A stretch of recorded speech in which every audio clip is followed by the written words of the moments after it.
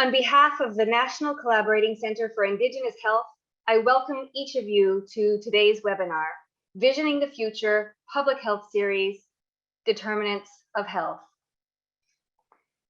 Visioning the Future is a series of webinars presenting a vision for First Nations, Inuit, and Métis Peoples public health. These webinars are a development of the NCCIH's 2021 publication, Visioning the Future, a collaborative report offering a vision for Indigenous peoples' health and well-being. Privileging Indigenous knowledges, the commissioned report complements the Chief Public Health Officer's 2021 Public Health Vision Report, a vision to transform Canada's public health system. Today is the series' first webinar. My name is Dr. Julie Sutherland, and I am a research associate with the National Collaborating Center for Indigenous Health. Our center is located at the University of Northern British Columbia in Prince George, BC, the traditional territory of the Clay-Claytonay First Nation. I am, however, zooming in from Moncton, New Brunswick, on the unceded traditional territory of the Mi'kmaq peoples. I will be facilitating today's webinar. Very briefly, the NCCIH is one of 6 national collaborating centers for public health that was established in 2005 with funding from the Public Health Agency of Canada. Our sister NCCs are focused on specific topic areas, including infectious diseases, environmental health, healthy public policy, determinants of health, and methods and tools for knowledge translation. Our center supports health equity for First Nations, Inuit, and Métis peoples by promoting the use of Indigenous informed evidence to transform practice, policy, and program decision-making across all sectors of public health. Just a few housekeeping tips here for this Zoom webinar. All questions for panelists, as well as technical questions, can be submitted in the Q&A window. Links to resources mentioned will be posted in the chat window. And today's webinar is being recorded and will be available on the NCCIH website.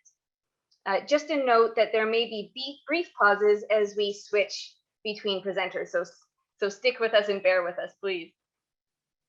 I'd like to introduce the series learning objectives. The Visioning the Future webinar series has the following learning objectives: to examine current inequities in mental and physical health among First Nations, Inuit, and Métis populations, to consider the social, political, and historical contexts that have been the fundamental drivers of these inequities, to understand how re-establishing Indigenous peoples' health systems and ways of knowing and being are vital to overturning these inequities, and to explore practical strategies for achieving health equity. The next webinar in this series, with a focus on data and governance, is on May 6th, 2022, and details for that webinar will be available shortly. Today's session is grounded in the understanding that a determinants of health approach offers a comprehensive framework for considering the health inequities Indigenous peoples experience from coast to coast to coast. We are honored to have 3 presenters for today's session: Dr. Marcia Anderson, Ms. Theresa Koonoo, and Dr. Margot Greenwood. Each presenter will speak for approximately 15 minutes, and we will have a Q&A session at the end of all 3 presenters' talks. So do feel free to be asking questions in the Q&A box at the bottom of your screen, but we'll hold asking those for discussion after all 3 presenters have given their talks. I will introduce each speaker before their presentation. Our first speaker today, we're so honored to have her with us, is Dr. Marcia Anderson. Dr. Anderson is Cree Anishinaabe and grew up in the north end of Winnipeg. Among other responsibilities, she practices both internal medicine and public health as a medical officer of health with Indigenous Services Canada, Manitoba region. Dr. Anderson was recognized for her contributions to Indigenous people's health with a National Aboriginal Achievement Award in 2011. In 2018, she was named one of the 100 most powerful women in Canada by the Women's Executive Network. Today, Dr. Anderson will reflect on Indigenous people's inherent right to self-determination as a critical component of achieving health equity. Thank you so much, Dr. Anderson, for joining us today. Thank you for having me.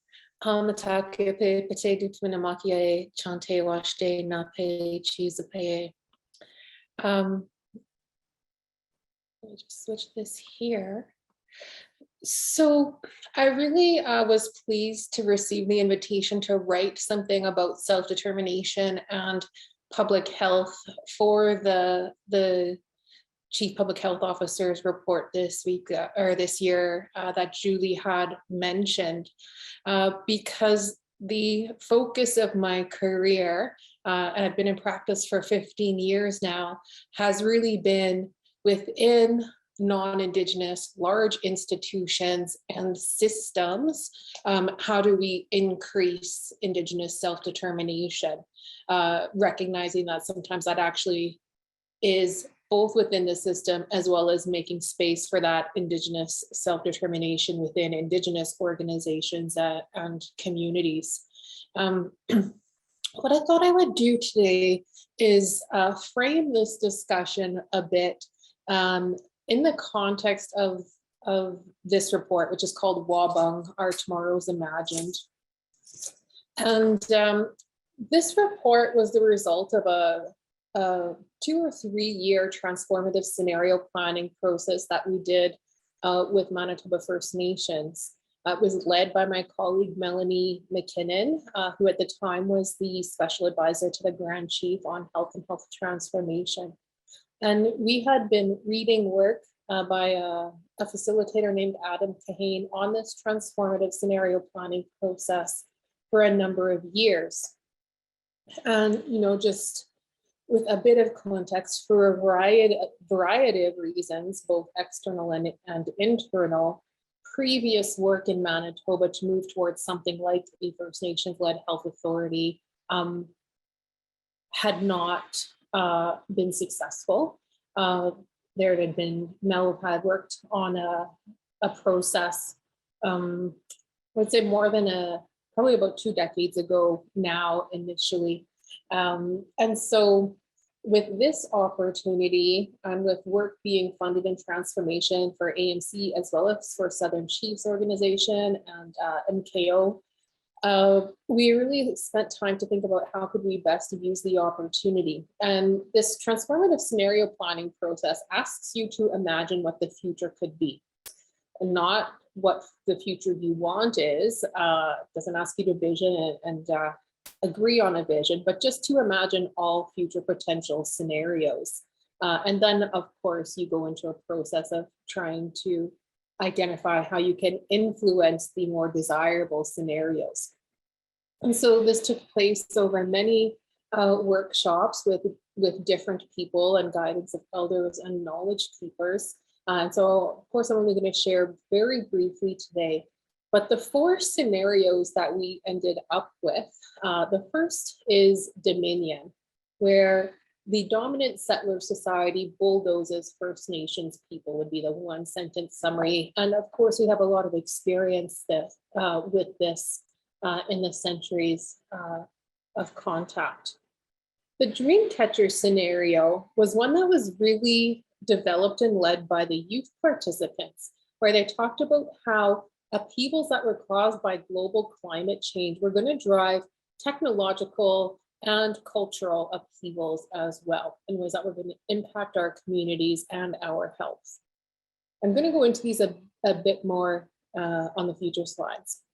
The all my relations scenario is when there's actually a balance of power between settlers and First Nations, and that produces meaningful, respectful coexistence within this context of constant negotiation, right? And is inspired by the spirit and intent of treaties. And in the last scenario, we titled it Sun, Grass, and Waters. And this is where First Nations demand and achieve self-determination, much more a sovereignty-based approach. And as I move forward to talk a bit about each of these scenarios, one of the things that I would want us to keep in mind is that each of these scenarios are already happening. They are all in play at every given time that we are in. And Indigenous health is best served Indigenous peoples are best served when along this gradient of power differentials, the power is actually swayed and held by Indigenous peoples, right? And that is the rights basis as well for self-determination. But you can imagine how in each of these scenarios, that power balance, where it is really power over by settler society, governments, organizations, compared to the sun, grass, and water scenario where there's a sovereign power base within First Nations, right? So what I thought I would do for the next few minutes is to illustrate this concept a bit of these scenarios and how we saw those play out in COVID-19 in terms of lessons we can learn and what we would want to see differently in the future of public health. So the Dominion scenario is essentially what we have had and continue to have in many societies, where all of the power, decisions over resources, decisions over legislation is held by the settler state in various forms. So today's status quo conditions, trends, and First Nations well-being continue. And with the most recent health status report for Manitoba First Nations done by FNIM and MCHP, we saw that those gaps were actually widening, not narrowing, right? That is in part because of the Dominion scenario that we are in, where we don't have the power to make decisions that best serve us. And so just a couple notes around how did this play out during COVID-19. I'll start with the bottom actually, which is public health orders, right? We all experienced public health orders decided by our provincial or territorial governments. There's in general not superseding federal legislation, which meant those public health orders also applied on reserve. Even though there were, at that time wasn't that direct nation-to-nation relationship, for example, in Manitoba, around what they should say and what would be most protective. And that actually became more of a problem when orders are being rescinded and rescinded according to risk measures for the general population, whereas First Nations people continue to be in a higher risk context because of the underlying structural determinants. You know, another example that I will share in this is that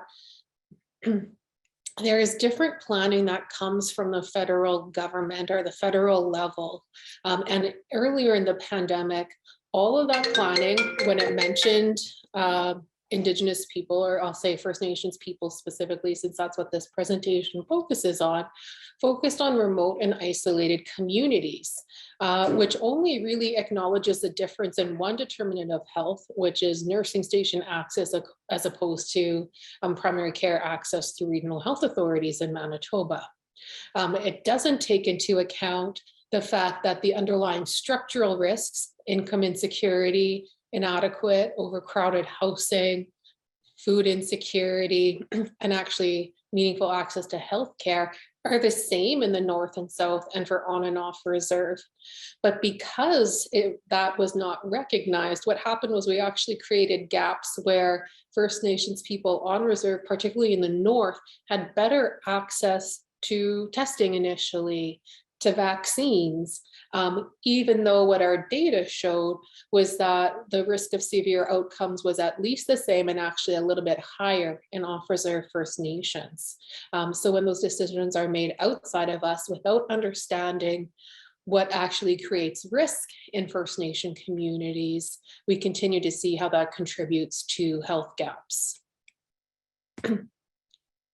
You know, this next scenario, the dream catcher scenario, is one at the time we didn't have the easiest time understanding, because it was really around how technology was going to be increasingly impacting our lives. And so virtual care, education that was online, maybe even ceremonies and stuff that were online. And so there's a real age divide in our group in terms of how we could even envision, much less understanding what the scenario meant.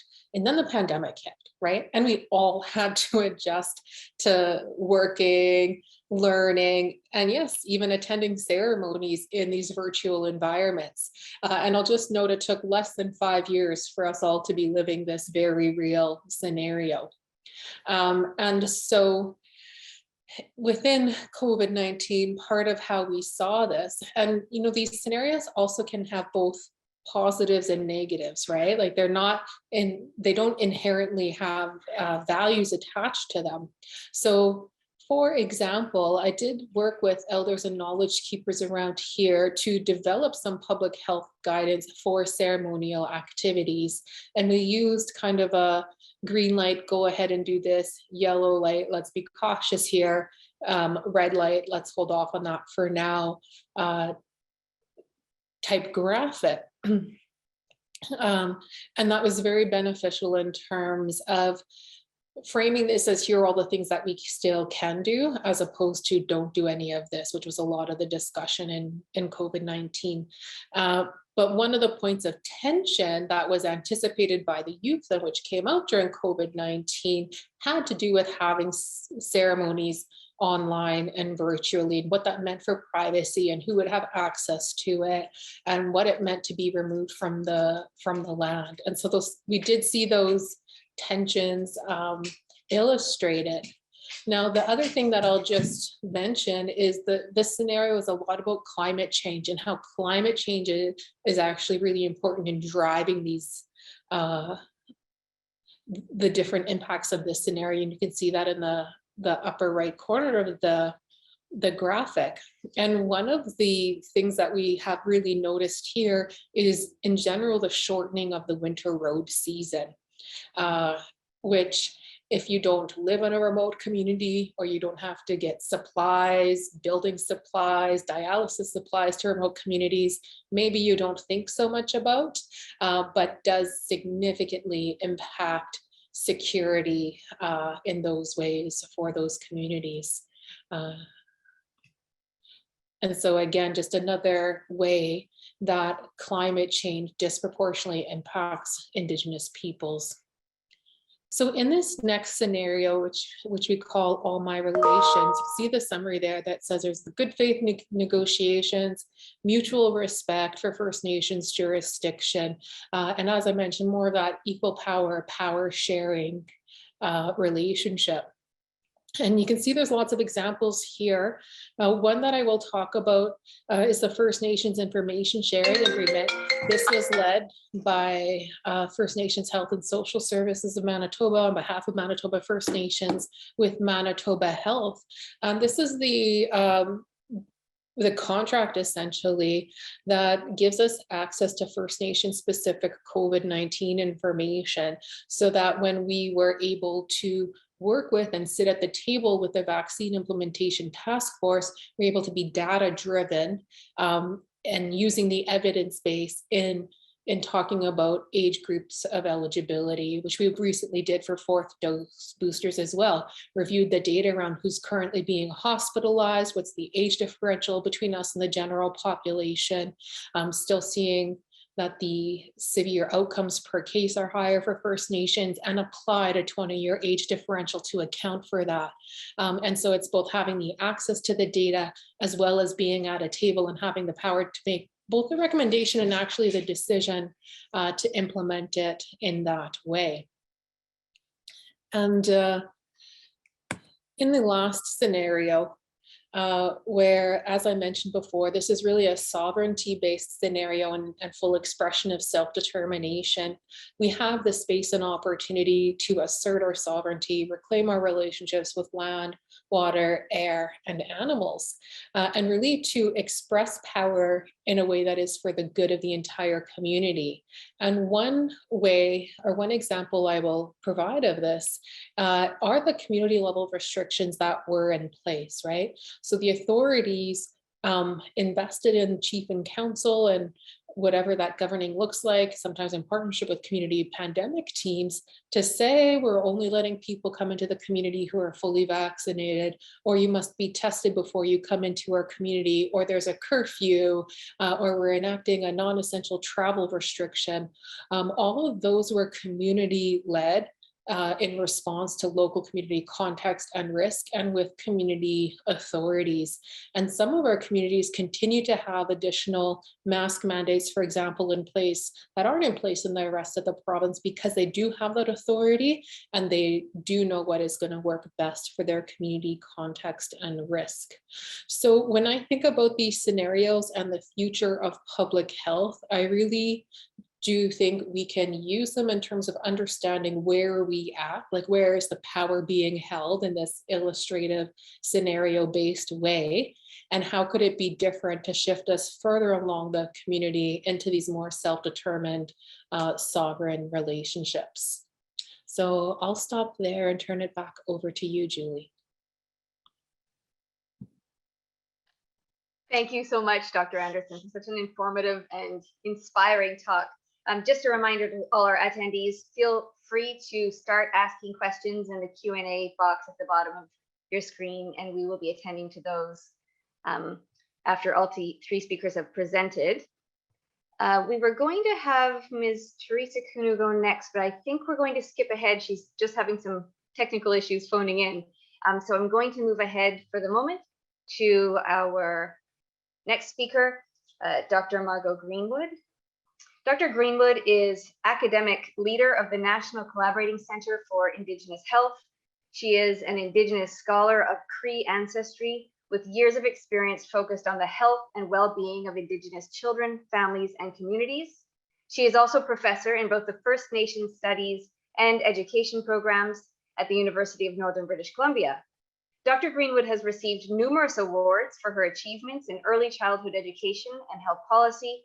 Most recently, she was honored to be appointed as an officer of the Order of Canada, and that's just happened in the last series of appointments. Today, Dr. Greenwood will examine how racism is a historical and current driver of inequities and is especially evident in the healthcare system. Dr. Greenwood, thank you so much for joining us today.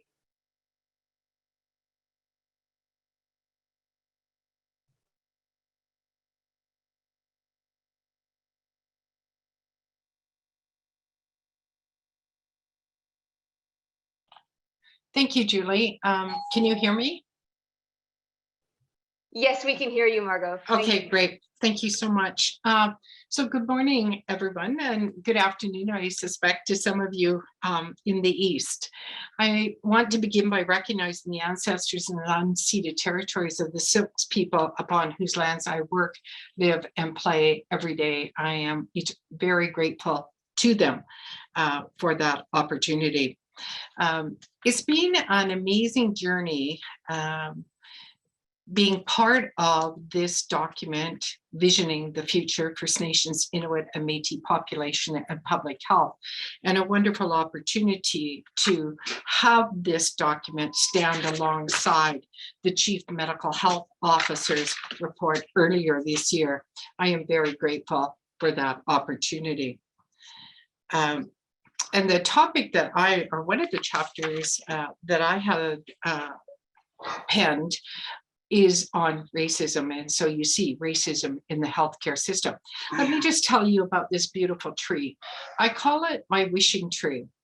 It's a tree that is still standing, and this actually is a recent photo.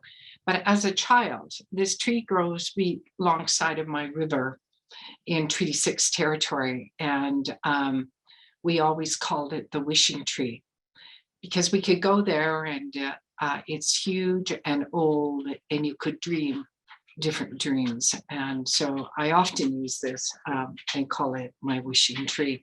It seemed appropriate for this document and this talk, given that we are trying to vision a different future. Next slide, please. So I'm going to share a couple of pieces of information here around the colonial experience and colonization, which I think probably most of you on this webinar already know this information, but I think it's always important that we situate ourselves. And this is an experience that continues even into today. So it is not past. It certainly started out of the colonial experience, but we continue to experience it today. I always find it interesting, this young man that you see here, this young boy, is Thomas Moore Kisek. And he was an 8-year-old child when he enrolled in the Regina Indian Residential School with his brother and sister, Samuel and Julia. And he was the 22nd child to be enrolled in that school that operated from 1891 to 1910. And he became known as number 22. His home community, and I apologize now if I say this wrong, Muskowpetang Saulteaux First Nation was located 45 minutes northeast of Regina. And he was the youngest son of Paul Desjardins Sr. and Hannah Moore Kisek. So Thomas attended residential schools for a short period of time, for about 4 years, and then he came home, was sent back home because of consumption, now known as tuberculosis. He passed shortly after that. But I think this is an image that many of us have seen over the years, but it continues to be relevant in illustrating the kinds of change that were put upon Indigenous people in this country. I think it's interesting too to note that racism really didn't really exist before the 1500s. I always find this an interesting historical fact. In fact, people around the world were identified by their language and their religion. But in the 1500s, that became a different scenario. And we began to see the emergence of race-based thinking. In particular, for the colonial experience, Indigenous people were regarded as savages and colonial states were regarded as civilized. We see the impacts of this reality even into today. In Mary Ellen Turpel-Lafon's 2020 In Plain Sight report, she maps out a direct line between the experience of colonialism and racism in the healthcare system today. So a bit of background there. Next slide, please. I'm not going to read this slide to you. I think many of you could add to this, are familiar with this. I've not included all of the impacts of colonization on First Nations, Inuit, and Métis people in this country, but here are some. Many of these were perpetuated by a colonial agenda, residential schools, dislocation, defining of who we are outside of ourselves, destruction of the environment, and so on and so forth. The intergenerational impacts of colonialism, racism on Indigenous people's health and well-being are blatantly evident in the inequities experienced by First Nations, Inuit, and Métis peoples across the determinants of health. I think one of the things, and I was just listening to Sherry Mitchell speaking just recently, an Indigenous scholar located on the East Coast. And she talked about what we don't often hear about is our incredible resilience as a people. Even though forced upon us, we have incredible resilience, and we have maintained that throughout centuries, if you will, of oppression. So let's take a look at the next slide.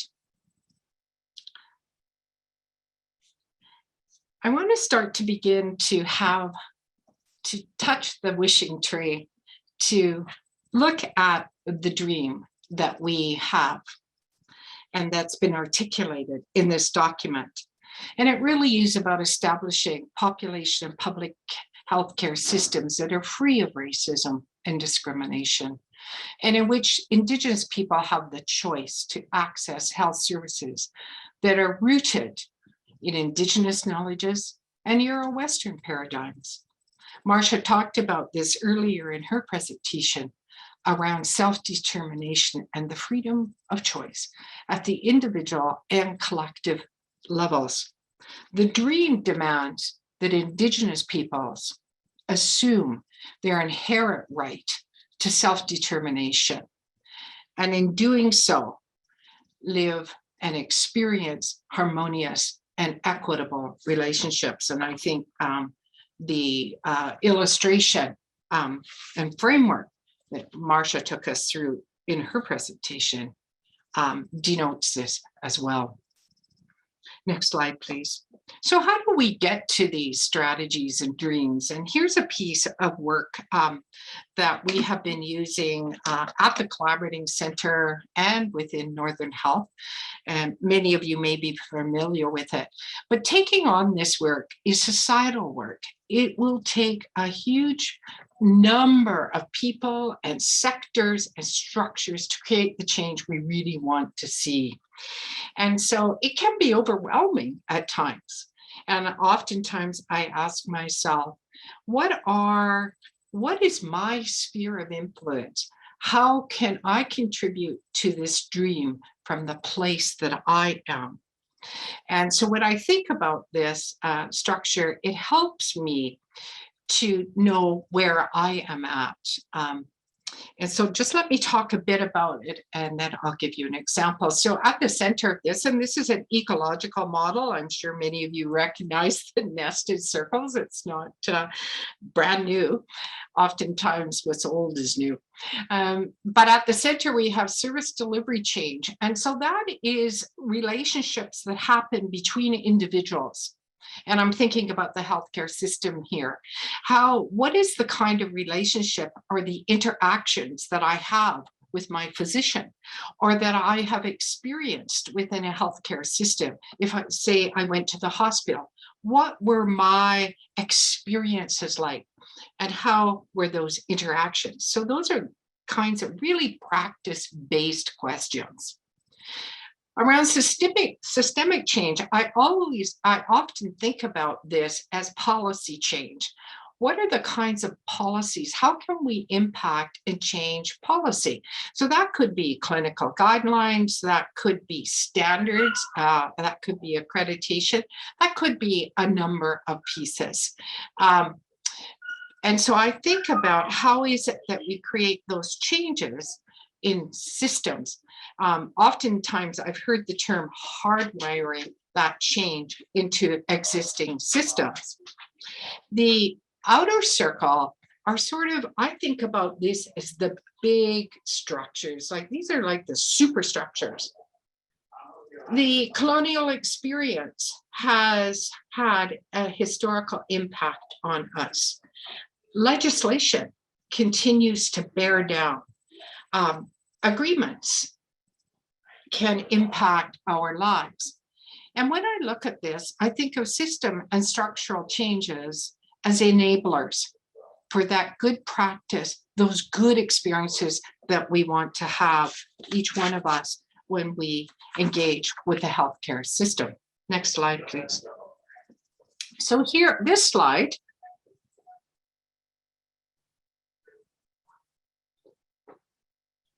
Roberta.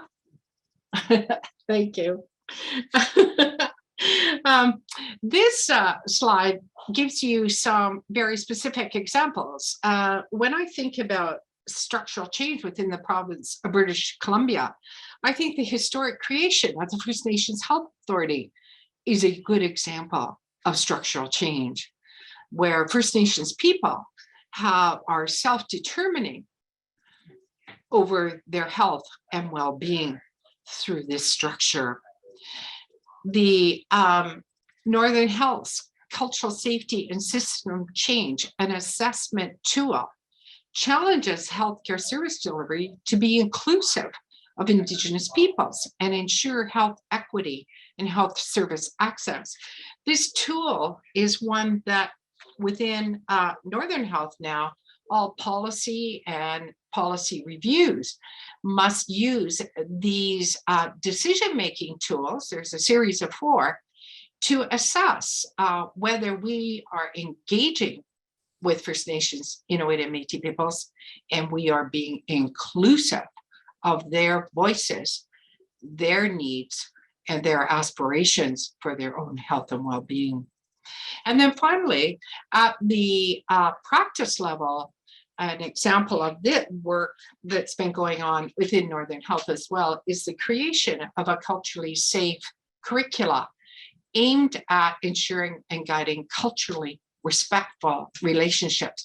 So how do we support practitioners to be the very best they can be when they are serving First Nations, Inuit, and Métis peoples?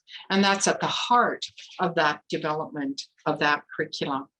And my final slide is, I took a quote, and as Marcia was putting up her slides, and we came to all my relations, I thought of this, how the synergy between what she was saying and what we heard in 1996 from the Royal Commission on Aboriginal Peoples, the commissioners.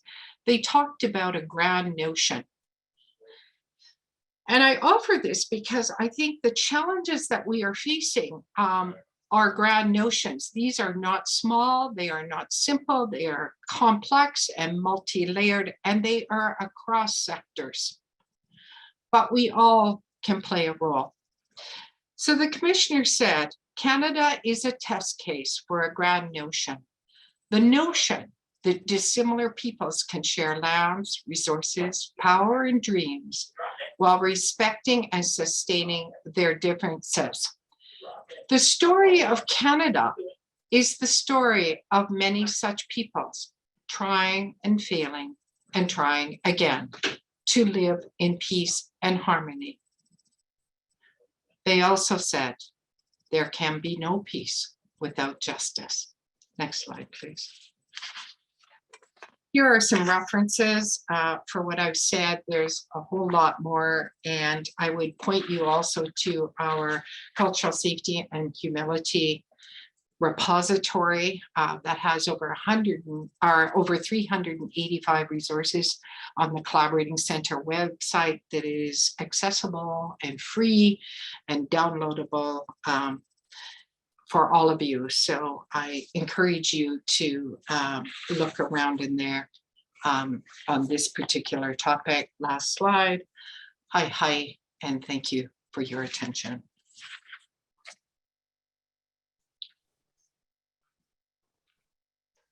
Thank you so much, Dr. Greenwood, for such an informative and enlightening talk.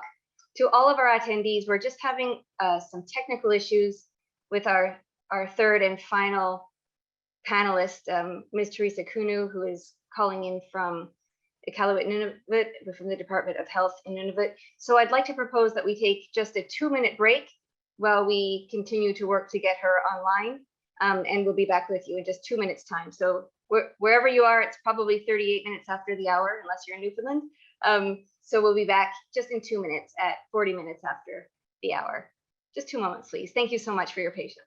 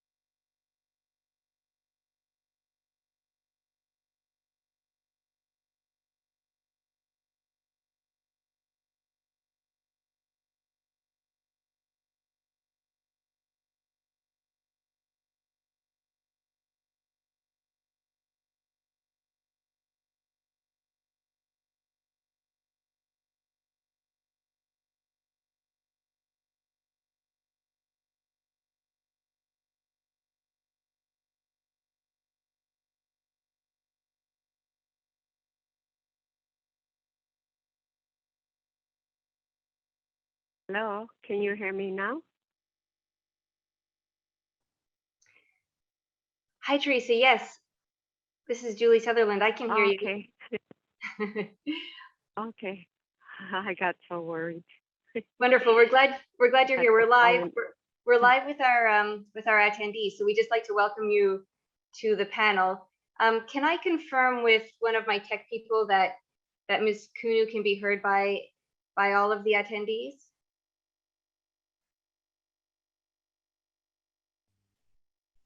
Yes. Wonderful. Thank you. In that case, I'm so glad you're here. What a relief. Not just a delight, but also a relief. I will introduce you, Theresa, and then we'll invite you to jump right into your presentation. So it's my pleasure All right, sounds good. to welcome Theresa Koonoo. Ms. Koonoo has extensive experience with the government of Nunavut Department of Health.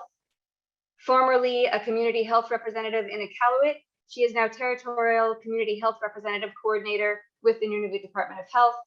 Her educational background is in nursing, health promotion, research, and emerging leadership. Today, Ms. Koonoo will explore how the preservation of traditional health knowledge, IQ, and how its incorporation into healthcare practice can result in better health outcomes for Nunavummiut. Ms. Koonoo, thank you so much for joining us today. We're looking forward to your presentation. Thank you for the invite. All right, do you have the slide up? Sorry, I can't see anything. All I can see is my. I have the slide up presentation. for you, Theresa. You just have to let me know when Okay. I go to the next slide. Thank you. Okay. We can just jump right up to slide number 3, background. So the efforts of Government of Nunavut Department of Health to promote health and prevent disease and injury have been critical to achieving better health outcomes for Nunavummiut people of Nunavut. The health population is heavily influenced by social determinants of health and reflects a missing emphasis on upstream public health interventions, the main focus of which are prevention, health protection, promotion. The community health representatives, the CHRs in Nunavut, are the only dedicated frontline workers, resources that incorporate traditional health knowledge in their practice. The expectation for these positions is ambitious. CHRs act as keepers of traditional knowledge and are able to link this knowledge to modern healthcare practices. The role serves to maintain the perseverance of Inuit culture in the modern healthcare system. Nunavut faces many health obstacles and need to be mindful in developing health resources that reflect Nunavummiut and their needs. To ensure that appropriate and relevant public health care is provided, the Department of Health requires incorporation of traditional health knowledge and Inuit Qaujimajatuqanigit IQ guiding principles to healthcare practitioners, maintain cultural safety, and ensure their professional practice are relevant to the population there. Next slide, please.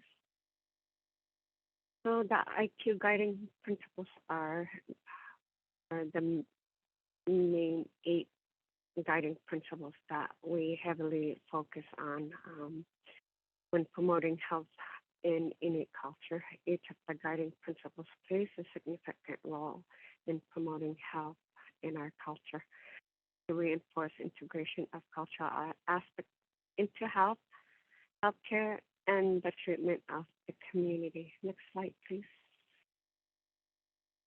So the 8 IQ principles are Inuit Qaujimajatuqanigit, respect others, relationships, and caring for people.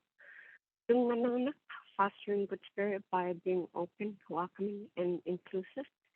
Inuit, serving and providing for family or community. Inequities, decision making through discussion and consensus.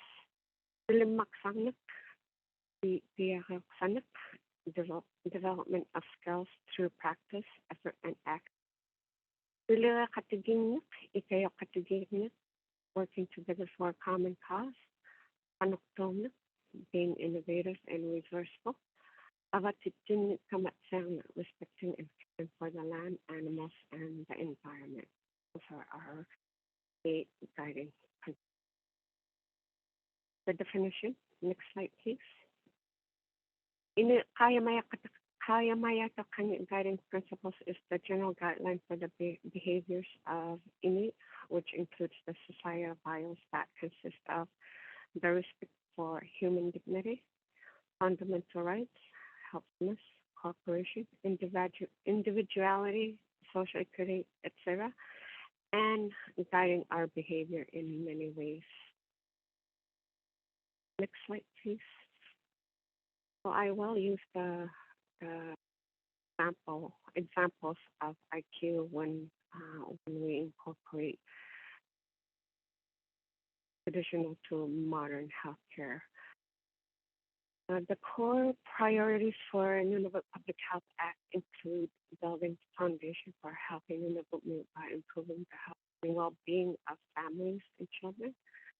The Nunavut Public Health Act highly agrees with the Public Health Canada and the World Health Organization, all of whom recommend exclusive breastfeeding from birth to 6 months, continuing up to 2 years after introducing solid food or other fluid.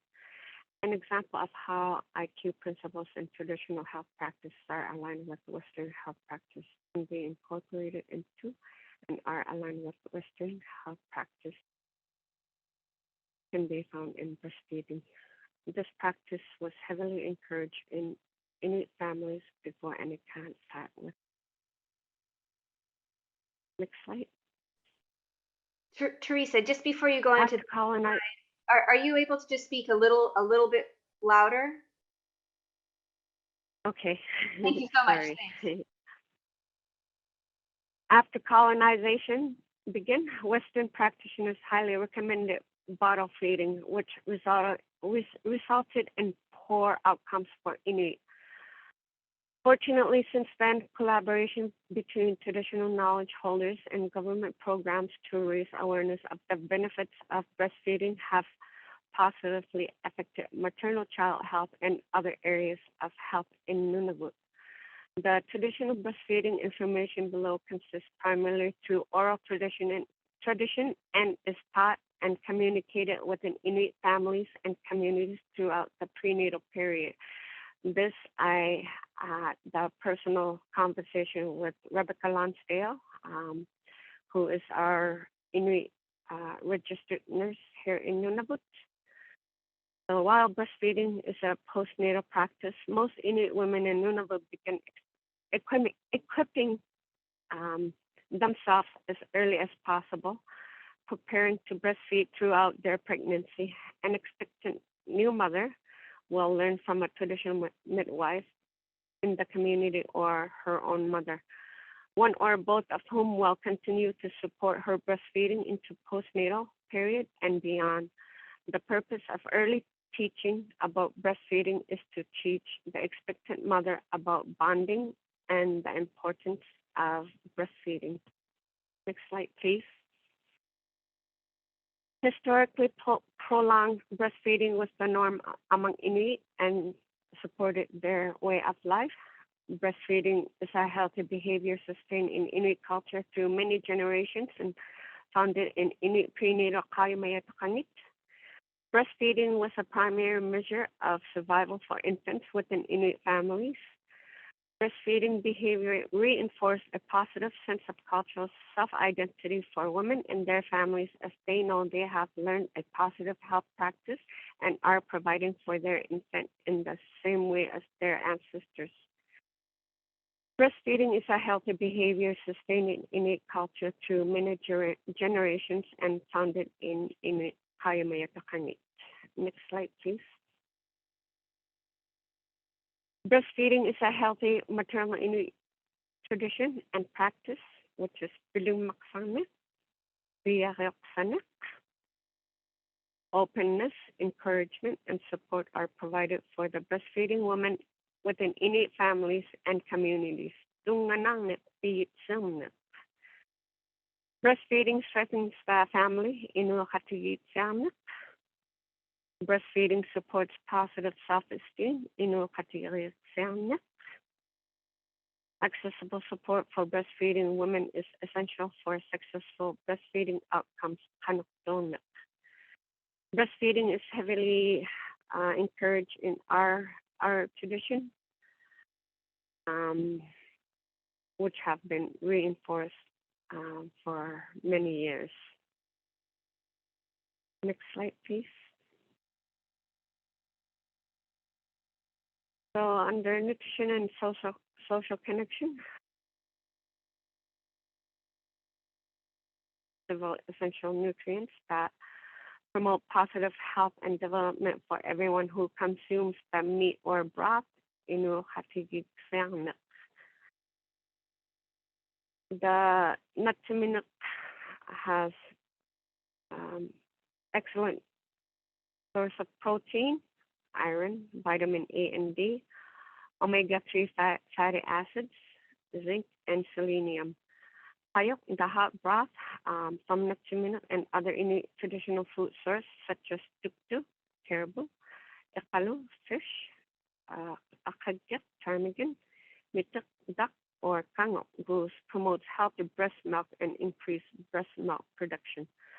The role of men, fathers, and others in providing traditional food within Inuit extended families and community promotes positive health, self-esteem, and role modeling by reinforcing their role as fathers, hunters, and providers. Sorry. Next slide, please.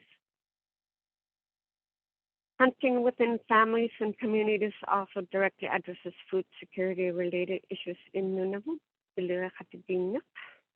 Breastfeeding parents and families experience less financial and emotional stress. Drinking qayok, the broth, and eating uyok, cooked meat, is particularly promoted during times where the breastfeeding woman is fatigued, unwell, or has other stresses in her life. Slide, please. Culturally appropriate community support systems and resources can be maintained, improved, produced, and established to promote successful breastfeeding outcomes.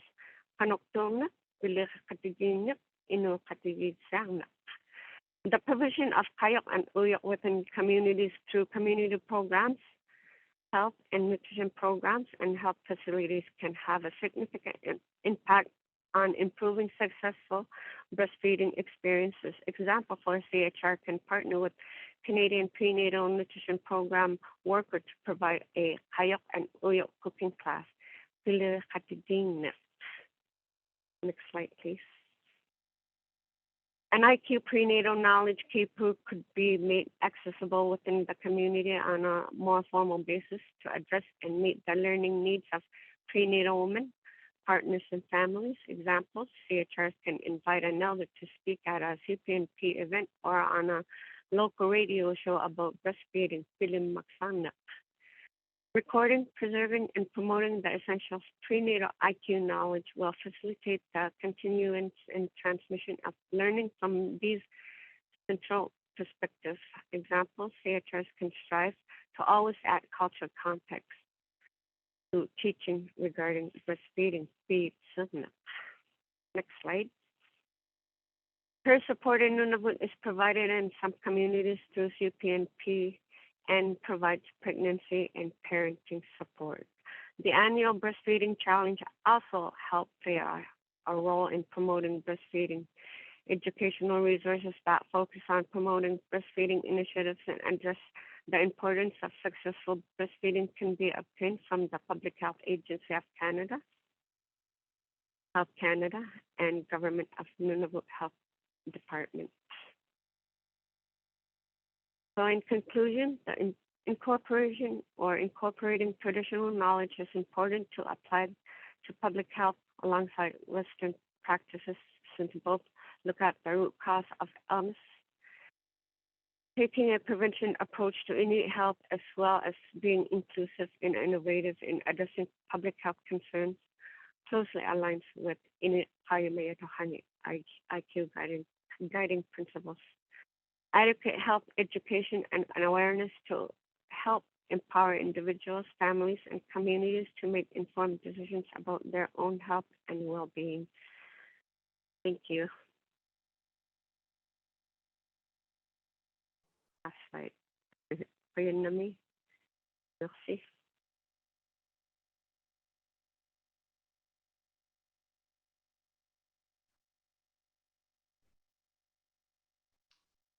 Thank you so much, Ms. Koonoo, for such an inspiring and informative presentation. And thank you so much from the bottom of my heart to each of our presenters today, Dr. Marcia Anderson, Dr. Margot Greenwood, and Ms. Theresa Koonoo, for inspiring us and edifying us in this way. We are going to begin a question and answer period. So please do start typing. I see some questions already coming in, so please do continue to enter those into the Q&A at the bottom of the screen. I also just want to take this opportunity to thank Zishan Kadar, Roberta Stout, and Jacqueline Martin, who have been working behind the scenes to make this run smoothly. So thank you so much to my three colleagues today as well. So Marcia, Margot, well, Theresa, you can't join on your video, but Marcia and Margot, if you could kindly join us. Wonderful. Thank you, Marcia. Margot, are you able to start your video as well? Wonderful. Great to see both your smiling faces. So please, to all of our attendees, continue to put your questions into the Q&A at the bottom of your screen. The first question I see here came up during your presentation, Dr. Anderson, and the question is, who owns the data that has been gathered from this research? Is that something that you can speak to? Yeah, so the first thing that I'll note is the data that we produced is not actually research data. It was real-time public health surveillance of COVID-19, like many of our provinces and territories released on a daily and now often less frequent basis. So just to let folks know, it's not like it went through a research ethics board or it's a fixed data set. Like, I'm daily reviewing the reports that our information sharing agreement enables and empowers. In terms of who owns the data, the short answer is First Nations own the data. In that, even though it's held in provincial data sets, you can't actually use the Indian Status Registry outside of the terms of the agreement. And as soon as there is a linkage to the Indian Status Registry, it becomes First Nations owned. And then the government's role is stewardship.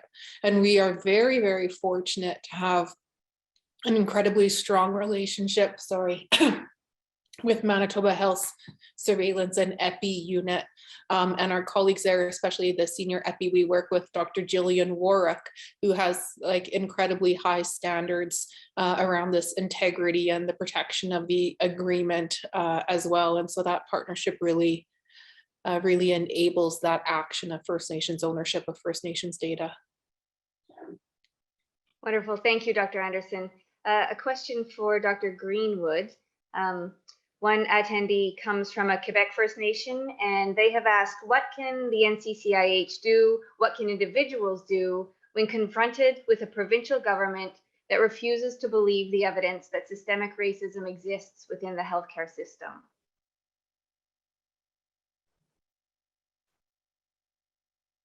You have 5 seconds. Yeah, that's a huge question. But thank you for that question. It's very interesting. I probably don't have a lot of answers for that, but I don't think we ever back off of telling our truth. And I think we need to bring forward whatever evidence we have and use the channels that we have to show that truth. I think that sometimes we just have to do small steps in small ways, and that's why I appreciate the that model that we developed at the Collaborating Center and with health practitioners. But it's really what is in my sphere of influence. So if I could offer workshops, if I could offer education sessions and share information, with folks, I would be doing that. At the government level, that's much harder. I think we need to prepare our leadership, our First Nations, Inuit, and Métis leadership with the information that they need so that they can support community by pressuring, well, I don't like to use that word, but sharing that information with governments themselves. So I think there's multi-layers to this. I think that sometimes, I mean, we have seen the power of grassroots movements. We've seen that power. And so we can, as individuals, we can, as groups, have a say and a voice in this. And then, of course, our leadership, supporting our leadership in moving forward. I hope that's helpful to you. I'm not sure that I've answered or given you an answer, but that's how I would think about this in moving forward. Julie, can I add one other potential support, building on what Margot has shared, is the potential role of health professional colleges. And I'm particularly thinking as I imagine the person who asked the question might be about the Joyce Echaquan inquiry, and noting that the conduct of some of those health professionals were referred back to their regulatory colleges. And so there can be action within health systems that occurs even outside of government. And there may be some potential peer pressure that can be leveraged. And I mean kind of college of physician to college of physician, right? And so BC's College of Physicians, for example, that recently released a practice standard on cultural safety and anti-racism. Often when one college does that, we start to see that adopted by other colleges. And so I would just say it's very difficult when a government will refuse to name or acknowledge racism. And sometimes when that's a brick wall, there might be other avenues, other organizations and institutions that hold power where inroads might be able to be made. Wonderful. Thank you for adding to Dr. Greenwood's answer, Dr. Anderson. A special thanks coming in from Ms. Koonoo. Thank you for sharing this. And I'm not speaking for myself, this is the attendee, as a mother and Inuk, didn't know how important this was in our culture. So I wanted to acknowledge that. Thank you. And then ask a question that's posed to you, Ms. Koonoo. Thank you for the great presentation. Do you have any statistics for the breastfeeding initiatives?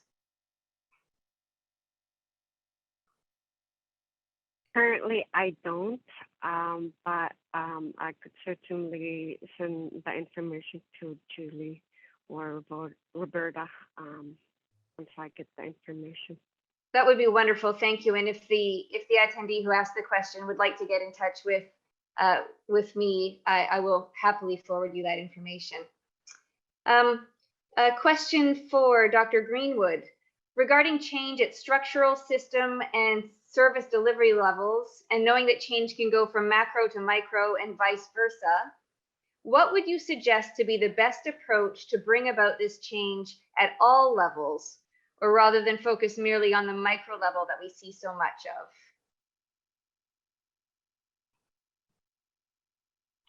I'm not sure what the question, but I will say that oftentimes when I've talked about this, none of these things happen at only one time. They happen simultaneously. They inform one another. They're in relationship with each other.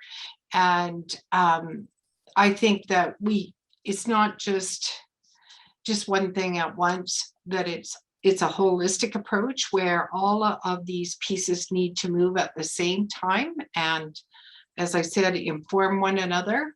I think that when we think about, say, practice standards, I've been part of the Health Services Organization development of standards. And, I think about that, and as we move that, and that can be a whole of a system, but it certainly is informed by the practice level. And how do we support that the implementation of those standards at the practice level. I think those are really important changes that can happen. They can absolutely inform accreditation as well, which is a much more larger structural level, or it can be regional, it could be national. So I think that trying to align, if you will, some of the initiatives that are being undertaken at all of those levels is really important. And I would support that sort of simultaneous action in those things. Thank you so much. This is a question that perhaps could be open to all three of our presenters today. Is there a way for more professionals to spend time in communities to meet with community members and elders? Perhaps I'll ask Dr. Anderson to start and then open it up to the others. It's a really fantastic question, and it's so important. Part of the work that I do right now is as the chair of the National Consortium for Indigenous Medical Education, and we have an Elders and Knowledge Keepers Circle, and I'm very fortunate to benefit from the wisdom of Ovid McCurdy in the working group that I co-chair, which is focused on assessments. And there's lots of assessments that medical students and residents and even doctors have to do in order to practice. And we're trying to develop guidelines on how you would assess cultural safety and anti-racism in providers who are going to serve our diverse communities. And one of the things two things I heard from Ovid that we are trying to apply that I think are relevant to this question is, first of all, we can't only imagine what that means within the Western context of medical education or health professional education. And on a related note, learners and at multiple levels of learners will benefit most from immersive experiences. So rotations in diverse communities, which could be urban or rural or remote communities. And they're also best assessed there in meaningful and formative ways. There is one medical school that does this, the Northern Ontario School of Medicine right now. But I would just say we really are starting to consider a recommendation and then putting into practice some guidance around how schools could actually operationalize those immersive experiences, and not just in clinic spaces, as the person who asks mentions, but actually out in the community and learning from different people within the community as well. And often when we are able to have something like that recognized as fundamental to assessment, fundamental or core competency of practice, and have that recognized by a college, that provides a lot of incentive and imperative for the medical schools or nursing schools or other such schools to make it happen. And so I think that's one potential way for us to kind of respond to that question and have more professionals experience some of their training within Indigenous communities. Thank you so much. Ms. Koonoo or Dr. Greenwood, something else to add? Perhaps Ms. Koonoo first? Thank you. That I agree with Dr. Greenwood. That very good question, and I always strongly encourage new staff coming up to Nunavut to get to know the community, the culture, the language, because those are very important. And Iqaluit is such a very diverse and very multicultural town. The Nunavut communities are much smaller and they're more connected. So to gain trust within the health system, I always say it's very important to connect with the community, to learn their culture, their practice, their values, their beliefs, because every community has their own little unique culture. Getting to know the people and the elders especially is very valued, and we highly encourage the new staff coming in from the southern Canada who are going into these communities to really get to know the community, especially the language. It's very complex language that we speak, and it's unique. We have 3 regions, and each region have their own writing system. In Kichikmute region, they have the Roman orthography writing system. In Kivaldak and Kikitani region, we have the syllabic writing system. And every community have their own dialect, and some terms in our language is slightly different from each region, but have the similar meaning. So it's very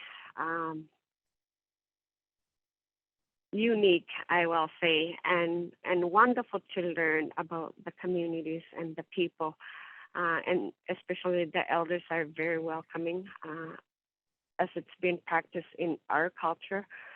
But the health system have broken the trust, unfortunately, back in the BB era time, and we have been trying to build that people trust the health system, and to really uptake or consider vaccination, immunization program as well here in Nunavut. Thank you Just so like much. any other Aboriginal or Indigenous people, we all go through unfortunate dilemma experience, but building trust is the key to having a successful programs in all areas, not just in health, in education, in justice, but thank you.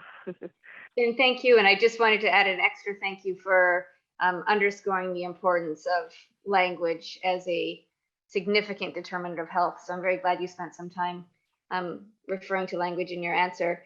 Dr. Greenwood, anything to add about ways for professionals to spend time in communities to meet with community members and elders? Yes, and I can speak to this from my experience within the Northern Health Authority. But first of all, I just wanted to share that we have community immersion opportunities, learning opportunities at the Northern Medical Program. Dr. Sarah DeLeo runs a community immersion program where students can choose to go into community and spend at least one weekend with community, with a family, right in the heart of community, to gain an experience of who the people are and who it is that they will be serving in the future. So we do have, probably not as long as we'd like it, but we do have that opportunity.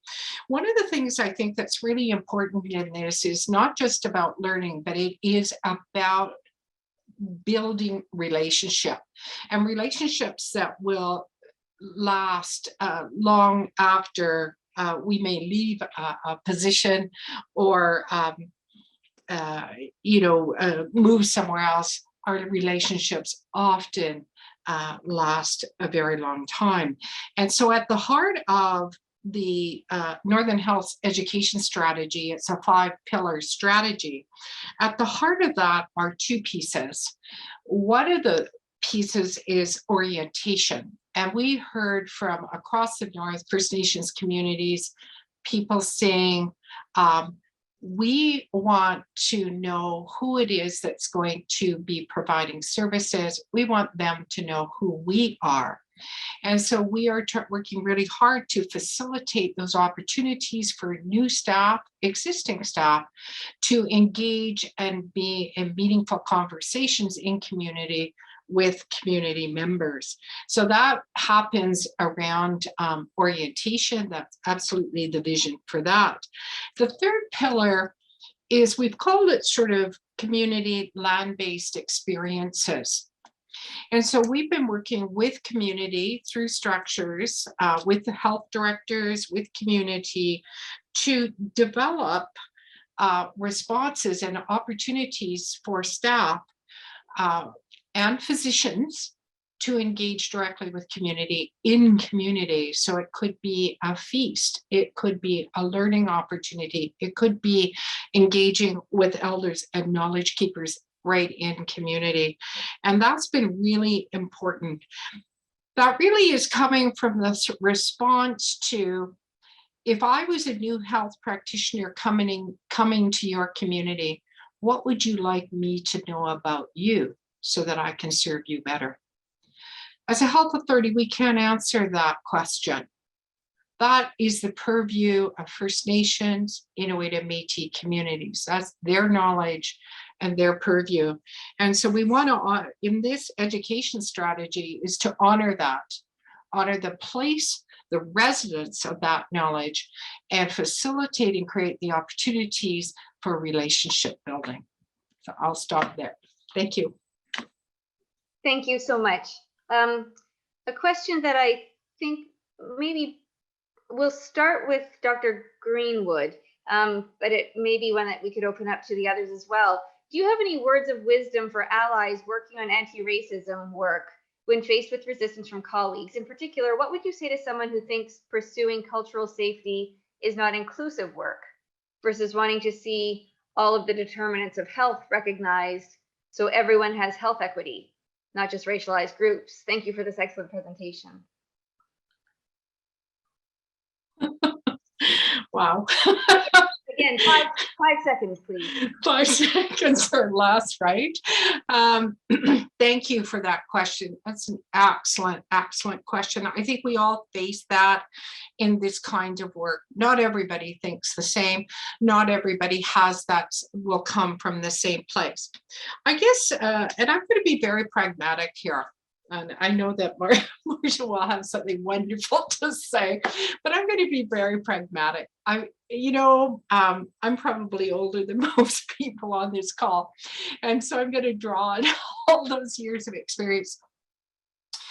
There's going to be a group of people that we will never change. And I accept that fact.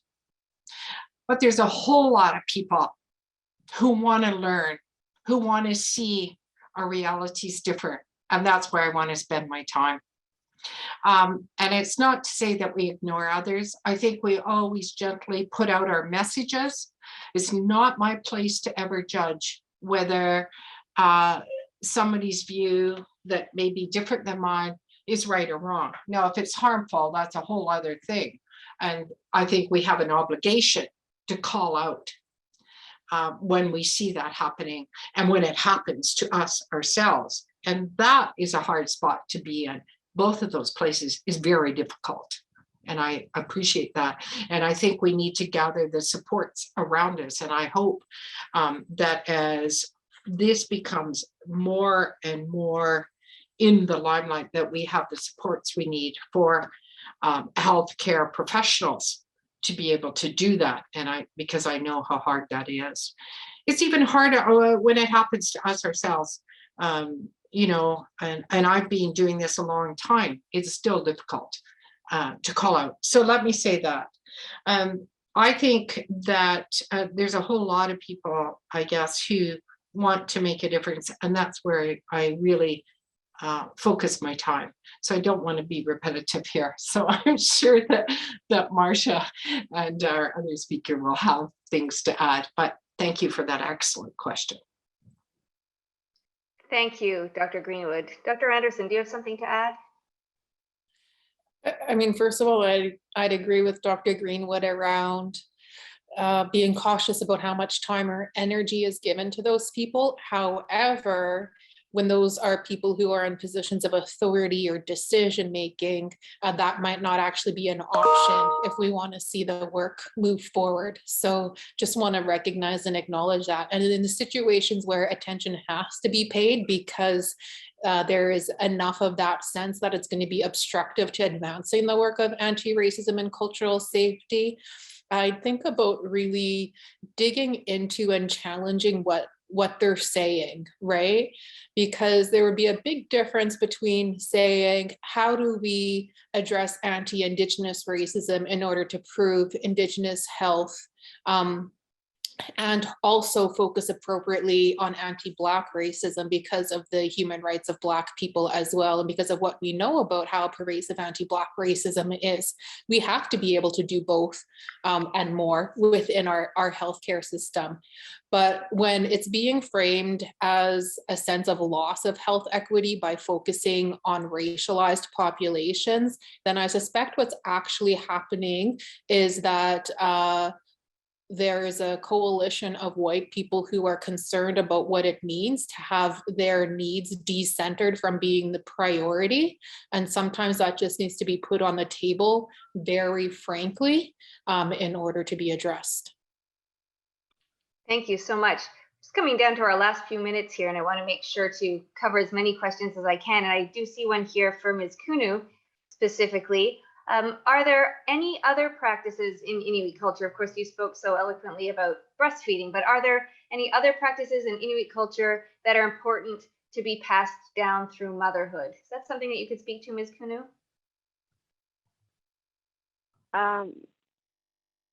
Yes, of course, definitely. Prevention, injury prevention is one of them as well. Survival out on the land. There are many that we make sure that it aligns with the Western health practice as well.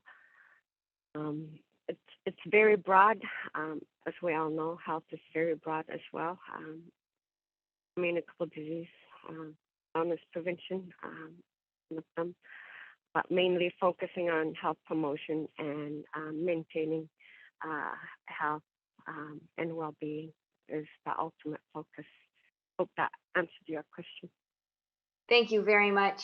A question I think again could be opened up quite broadly, but perhaps I'll first direct it to Dr. Anderson. The question is, I am curious, the guest has asked, I'm curious if any recommendations from the death of Brian Sinclair have been implemented. They just go on to add another Indigenous person who lost their life due to racism. Indigenous people continue to lose their lives or the quality of life due to racism in healthcare. So just wondering about any recommendations that have been implemented. You know, if you looked at the inquest recommendations, then yes, some of those recommendations have been implemented. The problem with that is the inquest decided explicitly not to consider the impacts of systemic racism. So it's really debatable whether any of the recommendations that were implemented actually tackled the root cause or would have had the impacts. And when I reflect on the time period between Mr. Sinclair's death and Ms. Etchiquan's death, I think that's a huge lost opportunity.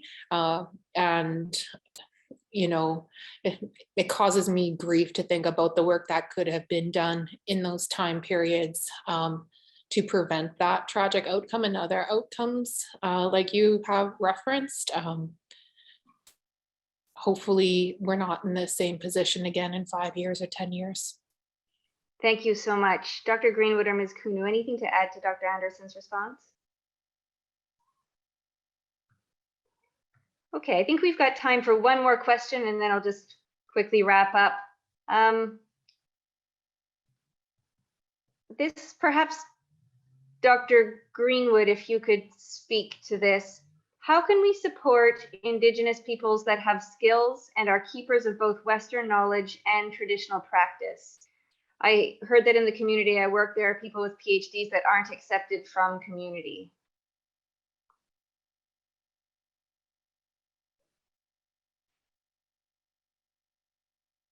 Oh, you're on mute, Margot. Can you just read that again to me? Sorry. Yeah.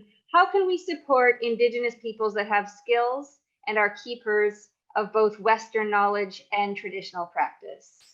That's the core of the question. How can we support? Wow. Thank you for that question. I think that's a really important question. How do we lift each other up, hold each other up in the work? When I think about that, I mean, in my sort of sphere of influence, I actually am fortunate enough to meet a number of Indigenous scholars and professionals and healthcare practitioners. And it's really important, I think, that when opportunities come up, and I'm going to get really practical with this, is if there's opportunities that come up for, say, employment or research or whatever, that that I share that information out with the folks that I know, and they share it even beyond that. And I think that's really important. We just stood up a community of practice, and I'm not suggesting that this is the only structure, but I think, having peer support and groups of people that get together to grapple with these kinds of questions is really important, because we can't do everything ourselves. And I think we need that sort of peer support and of like-minded people. And I think, just holding each other up with every opportunity that we get, talking about the power of our women in our communities and holding them up is really important. And so I would seize every opportunity I could to do that. Thank you so much. Ms. Koonoo, something to add? Wondering about how to support Indigenous people. Of course. Yeah. To further support the knowledge traditional keepers, it's always wonderful to provide training for them, which I often do annually to ensure that the CHRs gain more skills, knowledge around health, so they'll better teach the community of any health promotion, prevention, awareness in their community. Skill building is very important, not just providing information or giving them information and expect them to teach the community about any health topic that we give them, but we need to give them the tools they need, the resources they need for them to able to deliver that in their community. Thank you so much. Any final response from Dr. Anderson to that question? No, all right. Well then, Roberta, if I could just ask you to put up the second to last slide. And I'm sorry that we haven't been able to get to all of the questions that you've posed. I hope that we've covered a majority of them. I just wanted to point out a couple of suggested resources that will be available as part of the webinar recording that you'll be able to see on the NCCIH website. And then finally, once again, I'd like to thank Dr. Marcia Anderson, Ms. Theresa Koonoo, and Dr. Margot Greenwood for sharing your wisdom and your knowledge with us today.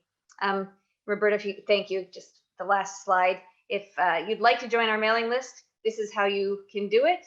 Of course, you can always find this information just through the National Collaborating Center for Indigenous Health's website as well. So thank you so much to our presenters today, to the tech people in the background, and above all to our participants for being with us today. And we look forward to seeing you again soon. Bye-bye for now.